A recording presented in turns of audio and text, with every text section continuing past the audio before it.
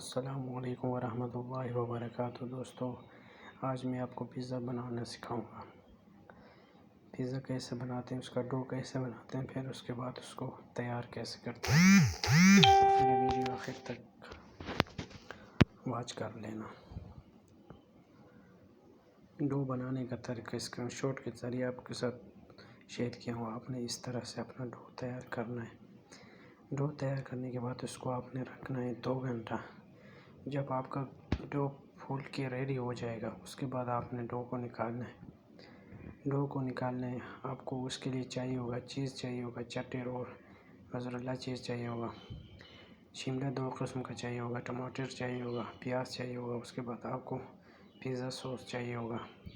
इन चीज़ आपके पास दस्तयाब है तो चीज़ को क्रश करने के बाद आपने डो को इस तरह से आपने अपने पैन में लगा देना है, जिस तरह से मैंने लगाया हुआ है। ये पिज़्ज़ा सॉस है, ये ओरिगानो है, आपके पास है तो अच्छी बात है, आप उसको लगा सकते हो। ये 2 किस्म का शिमला और टमाटर प्याज है। उसके बाद आपको चिकन चाहिए होगा। चिकन को आपने तिक्कस मसाला लगा के पकाना है। पकाने के बाद आपने चीज़ को क्रश करना है। इस तरह से नीचे सॉस लगाना है, ऊपर से आपने चीज़ लगाना है।